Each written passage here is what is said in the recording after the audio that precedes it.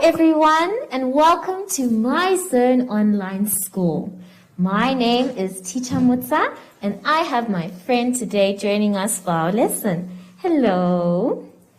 For our lesson, or rather our theme this week has been autumn. And before we get into our lesson, it's very important for us to sanitize our hands.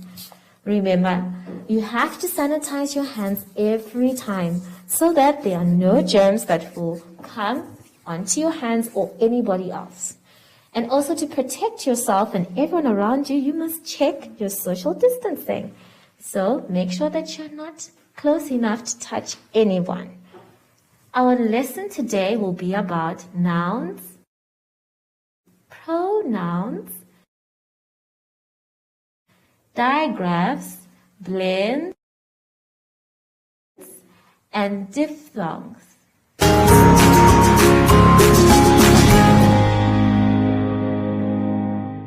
Let's start our lesson on page 17. On page 17, we are talking about nouns. Now, we know nouns from grade 1, but let us try and do them again. Every name we call a noun. A rose, a doll, a hen, a crown. A noun is the name of a person, animal, place, or a thing. Your job is going to be to choose the words from the list below and to write the correct column, in the correct column. The columns that we have there are person, place, thing, or animal. Now, there are no pictures to help us, but we do have the word box below. You can see that from the word box, we do have a number of words that we need to put in the correct column. Let's take a look at the word student. Now, student can be someone who is studying at school, just like you, and we can't call a student a place. We can't call a student a thing. We can't call a student an animal. So a student must be a person. I'd like you to please write the word student in the column for person. Let's move on to the next word in the word box, bat. Now there are two types of bats, but I think the bat we are looking at is a creature. Now a creature can't be a person, a bat can't be a place, a bat can't really be a thing in this case, but a bat is an animal. So I'd like you to write the word bat in the column animal. Let's take a look at the next one. We have the word pencil. Let's see. A pencil can't be a person. A pencil can't be a place. I don't think so. A pencil can't be an animal either. Oh my goodness. But a pencil can be a thing. It's something that we use to write. So write the word pencil under the column thing. Let's look at the last word there in that word box, which is mall. I love going to Groove Mall, especially when they have cheap things for me to buy. Let's see, is Groove Mall a person? I don't think so. It's definitely not a thing. And I'm sure it's not an animal. But a mall is a place. So you are going to write mall under the column place. Now remember the rules of a noun, that it is a name of a person, animal, place, or a thing. And when you're filling in the rest, please make sure that you check and say, is it that thing? Let's move on to the next exercise on page 18. On page 18, we have pronouns. Now, there is nouns and there are pronouns. What we were dealing with before are nouns, and these are pronouns. These are words that replace a noun. So it jumps into the place of a noun.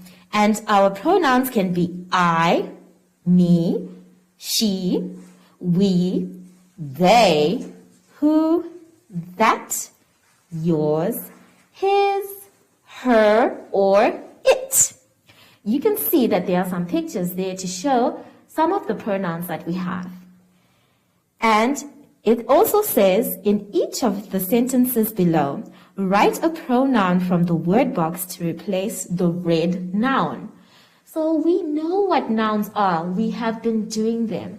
And they are the words that we can see in red. And if you see them clearly, these are the same words we need to replace for our pronoun. Let's read number 1 together. Number 1 says, James is having a birthday party today. The word that is highlighted there in red is James, and we need to find a pronoun in our word box to replace the word James. Is it it? Is it he? Is it she? Is it they? Or is it him? Remember, when we are making sentences, the sentence needs to make sense. Otherwise, it is not a sentence and it is not English. So we will choose the word he to replace James. I would like you to please write he is having a birthday today on the lines provided there. You are going to do number 2, 3, 4, and 5 by yourselves. Remember, when you're writing a sentence, you start with a capital letter and end with a full stop. Make sure that your sentence makes sense when you're using the word box so that you don't make any mistakes. And if you want to be super duper sure, can you please cross out the word you have used from the word box so that you don't use it again? Let's go to page 19. On page 19, we have digraphs and blends. Now, I'm sure you know that when we started learning how to read, we had letters, and those letters made sounds. Now, when 2 or more letters are together, they don't become just sounds, but they become digraphs. So we have a couple of digraphs that are shown there, and we are going to read them together. But before we do, it says, digraphs are a combination of 2 letters that make one sound. So we have our sound sh, then and ch, and the last one we have is k. What I'd like us to do is that we are going to do the sound first. We are going to sound the words we can see and then say the words together. For example, we have sh, r, k, shark. That's the word that we're going to say. So we first sound the word and then we say the word together. We're going to do the first block that we can see there. I want you to do it with me because this is how we learn how to read. And don't worry if you don't understand the sound. There's more than one for each. So let us try and do it together. Remember to look at the picture because the picture can also give you a clue on what the word is. Let us go together. Sh, r, k, shark.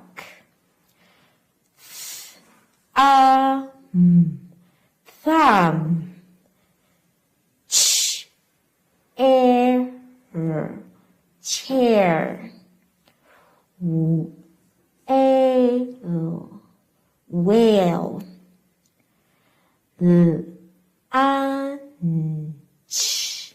Lunch. Earth.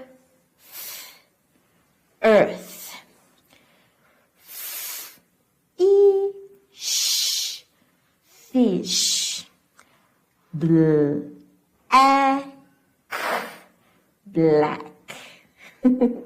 Now, I'm sure you noticed that there are some letters in words that were quiet. And that's because we don't say them. For example, in the word whale, we don't say whale-e because the E is quiet. And in the word thumb, we don't say thumb because the B is quiet. I want you to practice all these words by yourselves. Take a look at the sounds and say them out loud. Then you say the word that you can see. Remember to use the pictures to help you read all these words. I want you to do it by yourself and for anyone who's at home. And remember to have fun with this. I hope you enjoyed this exercise.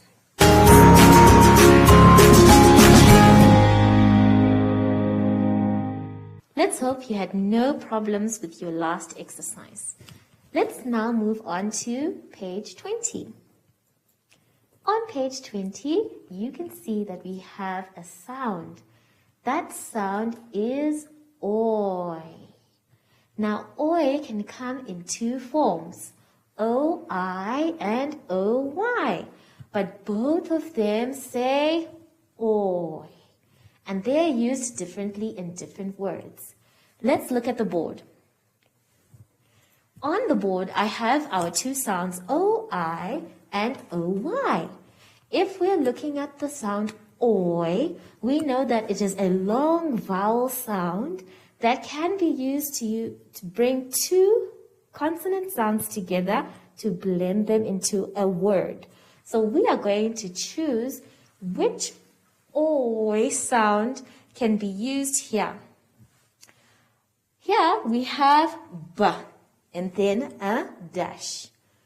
So if we were to add the oi, it would say b, oi. But which oi are we going to use? Is it O-I or O-Y?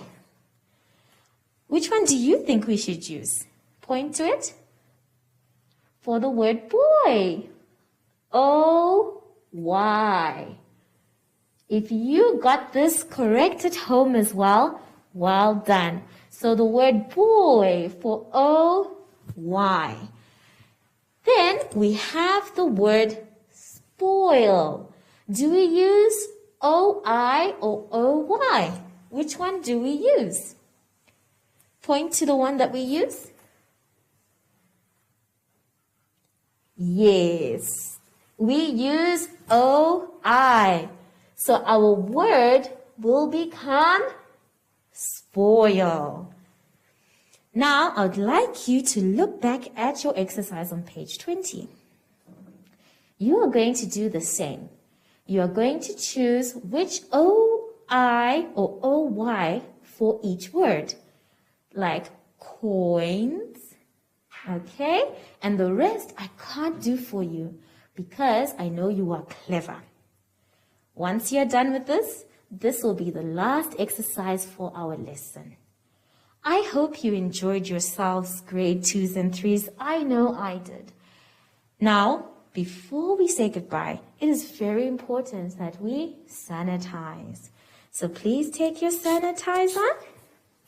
And remember, sanitizing is not just to protect you, but the people around you. So make sure you sanitize very well.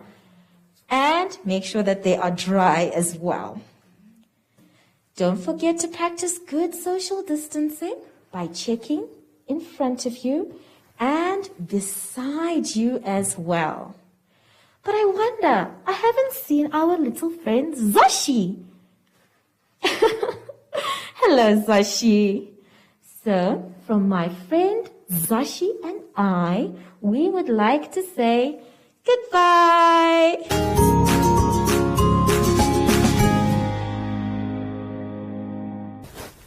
Hi everyone, I'm back, and if you are scared of what you read on social media, talk to your parents and ask them the questions.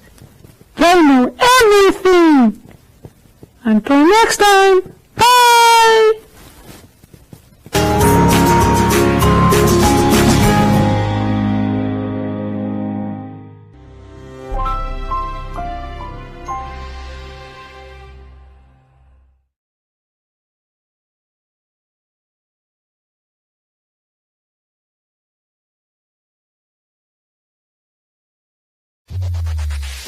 Win free airtime with hashtag #LearnOn1. Share your comments on the lessons. SMS your feedback, name and town to 555. Hashtag #LearnOn1. Invite learning in.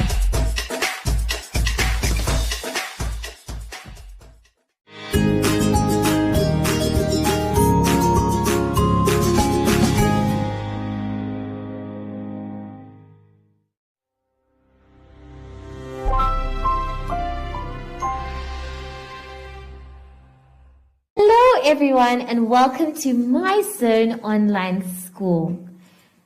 My name is Teacher Mutsa and I have my friend here joining us for today's lesson.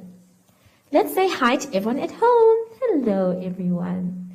Our theme this week has been autumn and we have been talking a lot about autumn. But before we get into today's lesson, we need to sanitize our hands. So please take your sanitizer. Well done. Remember, sanitizing is very important. That is why everywhere you go now, everyone is sanitizing. And make sure that your hands are dry once you're done sanitizing. Also, it's good to check your social distancing. So you put your arms out in front of you and also by your sides as well. Very good. Today's lesson is about synonyms, antonyms, and poetry.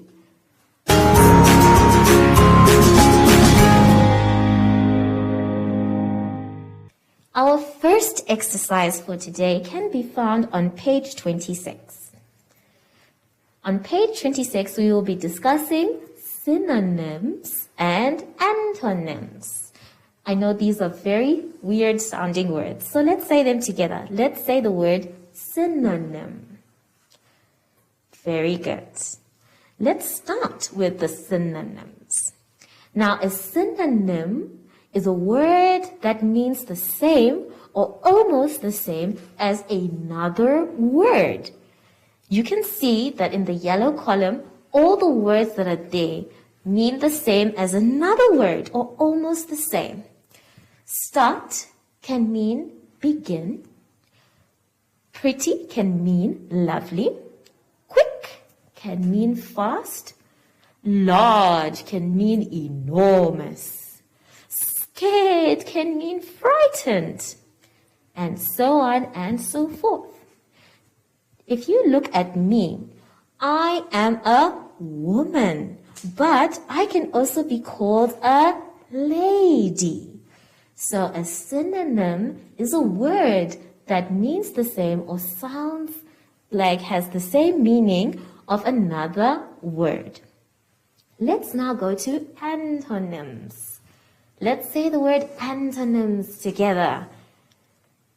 Very good. Now, antonyms are words that have the opposite meaning of another word. These words we already know, but we didn't know that they were antonyms. For example, loud can mean soft. Fast can mean slow. And so on and so forth. You can look at the board for an example. Here we have two men, but there is an older man and a younger man to show that they are the opposite of each other. So an antonym is a word that means the opposite of another word. Let's now turn to page 27 for our exercise. On page 27, you can see we are going to change those words into synonyms, the ones that were underlined. Let's look at number 1. Number 1 says, Tommy liked watching the huge elephant at the zoo. The word that is underlined there is huge. If you look at the synonyms that you can find, another word for huge can be big or large. So you can write the word big. Let's take a look at number 5. Number 5 says, Sarah's bedroom is very tidy. The word tidy is the one that is underlined there. And you have to think of another word that means tidy. Another word that can mean tidy is neat. So you can write the word neat. The rest of the synonyms you are going to do by yourselves. Let's take a look at antonyms. Remember, an antonym is a word that is the opposite of another word. If you look below, you have a table, and it is also asking you to change the underlined word. Let's look at number 1. Number 1 says, my teacher gives hard homework. I hope your teacher does not give you hard homework.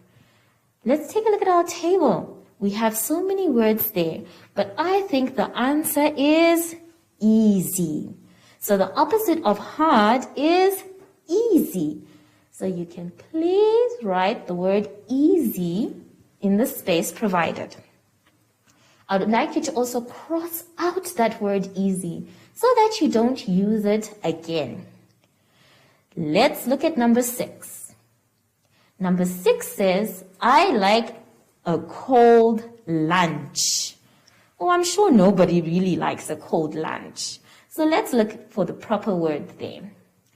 If you look at the box, we have the opposite of cold, which is hot. So we can put the word hot on the space provided. And the sentence will read, I like a hot lunch. Now that sounds a lot better.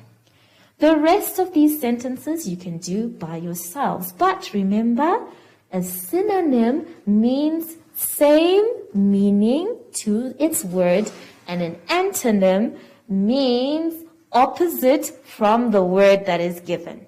Good luck.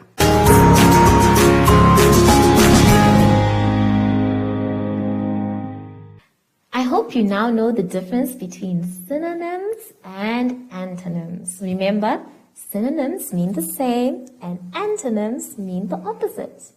Now let's take a look at our exercise on page 28. On page 28, we have another beautiful poem, but this one is mainly for the grade 3s. Let's read it together.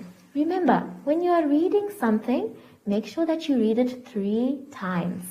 I am going to read it with you twice, and you will read it by yourselves for a 3rd time. The poem is called Autumn Leaves. Autumn leaves, they flutter as they fall down to the ground. They whisk and twist, they dance, but they don't make a sound. Quiet, oh so quiet, they whisper on their way, landing in a pile in which we all can play. And that is our poem today. Let us try again. This time, if you'd like, please read with me. Autumn leaves, they flutter as they fall down to the ground. They whisk and twist, they dance, but they don't make a sound. Quiet, oh so quiet, they whisper on their way, landing in a pile in which we all can play. Wonderful. Now I'd like you to please turn to page 29. On page 29, there is an instruction there for you that says write your own poem about autumn and draw the pictures of autumn in the space provided. So, you know what autumn looks like. We have been talking about it the whole week. We have said about the leaves, the wind, and what you can do during autumn, as well as what you can wear during autumn as well. So I'd like you to please use your imagination as well as the things that you know about autumn. The other instruction that is below is to start each line of your poem with the letter on that line. So, for example, we have the letter A at the beginning of that line, which means that your word must start with A. Remember, your poem needs to rhyme and make sense. So please take your time, think about the words you want to put on your poem before you write it.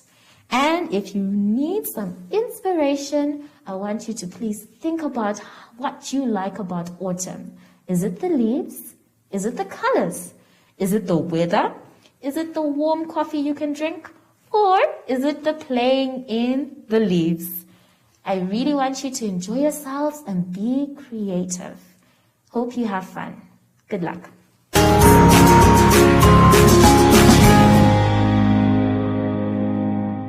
Now we have a special treat for you here. I'd like us to please sing about autumn. We have talked so much about autumn that we now need to sing about it. Let us now turn to page 30. On page 30, you can see that there is a lovely song there for us, talking about the leaves falling and where they are falling. The first one says that it fell on my nose. The second one fell on my toes. The last one fell on my head. And then it tells us the different colors of the leaves. We have yellow, orange, and red. So we are going to sing this song together. You, me, my friend, and Zashi. Are we ready, everybody? Are you ready, Zashi? Okay. Let's go. 1, 2, 3, go. Leaves are falling, leaves are falling. One fell on my nose. Leaves are falling, leaves are falling. One fell on my toes. Leaves are falling, leaves are falling. One fell on my head. Leaves are falling, leaves are falling. Yellow, orange, red. Wow, I enjoyed that. Sashi, did you enjoy that? Wonderful. Did you enjoy that? Very good. So, as always, when we are done with our lessons, we need to sanitize our hands. So let us take our sanitizer. Very good. Rub inside and round, and make sure that they are dry. Also practice the social distancing. So, from my friend Zashi and I, we would like to say goodbye.